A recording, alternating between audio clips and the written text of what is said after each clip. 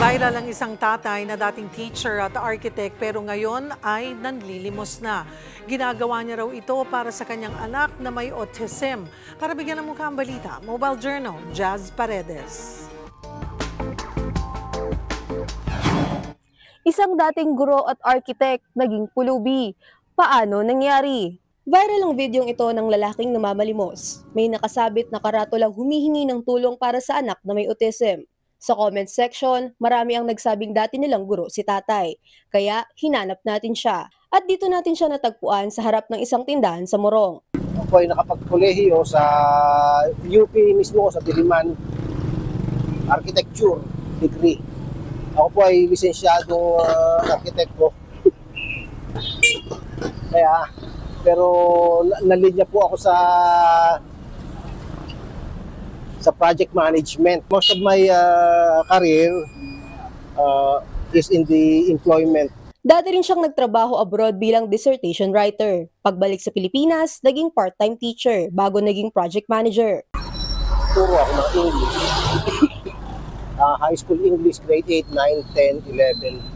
Kasi meron akong MBA, hindi naman sa paggangat ng bangko. May MBA din po ako sa Ateneo. Mga isang taon din yun. So, tapos noon, pumasok na rin ako sa kurso ko talaga, project management.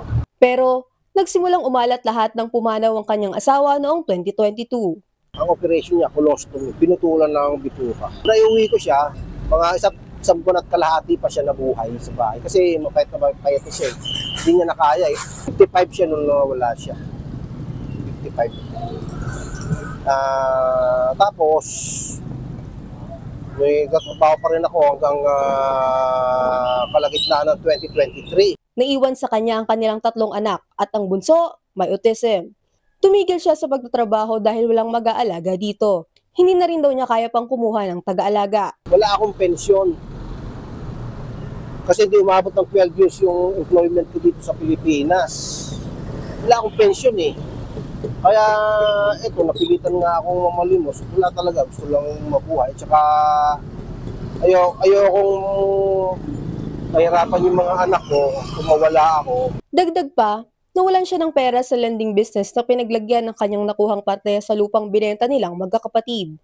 Kaya pa raw sana niyang magtrabaho. Ang problema, hindi niya maiwan ang anak na may autism na kailangang bantayan 24/7. Kaya kahit namamalimos, kasama niya ito palagi. Yung iba, mag-give up na lang yan, dadali sa care home, pero wala, hindi ko kayang maglagay sa care home. Tsaka, mahal ko din yan, yung anak ko eh. Kasi anak ko yan eh. Sabay na lang kami yung madetectful. Kaya ayokong papigatan yung dalawang anak. Ang ilan sa kanyang mga dating estudyante ay nagpaabot na rin ng tulong. Para sa mga nais tumulong, maaaring makipag-ugnayan sa numerong ito. Mobile Journal, Jazz Paredes po, hatid ang mukha ng balita.